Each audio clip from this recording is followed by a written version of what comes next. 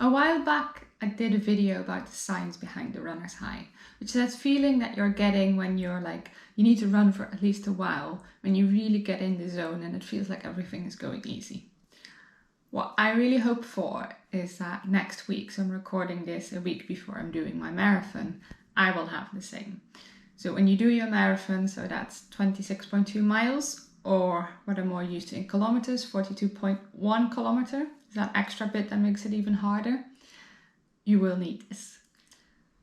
And having some kind of goal, if you've never run before, this can also be like a coach to 5K, but for me, I really wanted to challenge myself because I've done a few half marathons and I thought this might be the time to actually go for the marathon.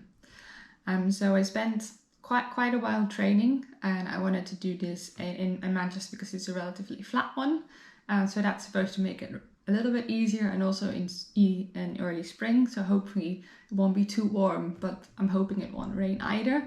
And that didn't mean that you have to train throughout the winter. So the winter months were not particularly easy. Luckily this year it wasn't very icy, so I didn't have to worry about that. But we did have quite a few storms, so that made it rather complicated. A week and a half ago I did my final long run, which was about 20 miles. So that's not the full amount. People never really recommend to do the full amount. It always tends to be between 20 and 22 miles. So I should be ready for it and I should feel prepared, but I'm still very nervous and excited for it. And I'll have to see how it goes. So now I'm in this blissful tapering period. Tapering is a period where you start to reduce the exercise. So hopefully it will go better when I actually have my final run. Well, when I've done a half marathon, I've never really used any energy gels, or I don't even really drink water while I was doing it. It's just because it's just the right distance that you can do without really needing anything extra, besides maybe eating some jelly beans on the way. So with a marathon, you obviously can't do that. And one of the things I was most nervous about is what to drink on the day, what to eat, what to drink and eat the week before. So I was told that you really need to, I think most people know the carb loading, so eating lots of proteins and things the week before, but also lots of people recommended to me to also drink a lot of water before, because I did notice after when I did my longest run, the 20-mile run, that I was really dehydrated. So you need it. So I bought one of these belts. So I tried a couple of ones. Well, you see here is the one that works best for me because it's really like a tight fit. So I don't need to worry about any of the water cans falling over. And it also, it just stays in the same position, so you don't need to worry about that. So taking some water with some electrolytes on the way, but also thinking about what to do with the energy gels, because I came up with a solution. Someone recommended this to me, which are like little tablets that you can take. And the flavor isn't too bad either. It's still really sugary. And the nice thing is that you can break them into half. So you get these little cubes. And for me, I'm hoping that this will really work.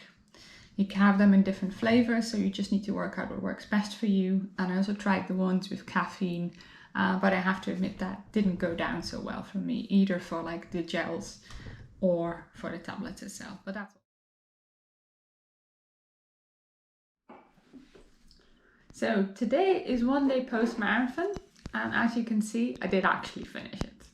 I was quite split with my time as well, because the main goal is that I wanted to finish it, but I actually managed to do it under 4 hours, so I did it in 3:53. But how did I feel directly after my marathon? I think the thing was that I was lucky with the weather. So it didn't rain at all, it wasn't windy. Yes, it was a little bit chilly, but considering we had a heat wave like the week before, and then we also had like a snowstorm during the week, this was probably the best weather I could have had. As you do your marathon, I think people say that the race doesn't start until 35 kilometers on, and that's really true. I think the course in Manchester is really flat. So there is a little bit of a hill when you go towards Altrincham Market, which is around 19 miles. And I did think that part of the course was particularly hard for me. But then the nice thing, like in the last 6 miles, then you think you can't do it anymore. You already start to feel like my thighs were really like hurting already. But there's a big part where people cheer you on, and it just, somehow you just get through it and you start to feel these blisters on your toes. I did have like 4 blisters at the end. But the people just cheer you on. As soon as I finished though, very happy with my time, managed to walk down, get my water, and then I thought like maybe I'll just sit down for a second. And as soon as I did that, I was just unable to get up. It's just like your legs completely seize up, and it's like all energy has left your body. You can't even think properly anymore. But I think, yeah, sitting down is clearly a bad plan. And then the worst part is that you still need to get home. In our case, we had to take the metro, so it feels like you had to wait forever just to get there. And still at the moment, going up the stairs is an absolute disaster. Just trying to get up in general from this chair will be difficult, but I would say it was all worth it. In terms of like my energy gels and the approach I had to that during the run, so in the end I was very happy with my Voom tablets. So I managed to use up a complete bar. I didn't take any of the energy gels on the way. I didn't take any of the jelly bees or other things that people offered. Some people say you get really hooked on it. I don't think I would do it again anytime soon, because it's definitely that, it's not the race day itself, because you get a lot out of that and that's fantastic. But it's that whole training process of many months, which is a little bit antisocial and you can't really plan much. But I think like there's definitely the sense of that I've accomplished something that I trained really hard for. I did my absolute best. I was a little bit faster than I was expecting.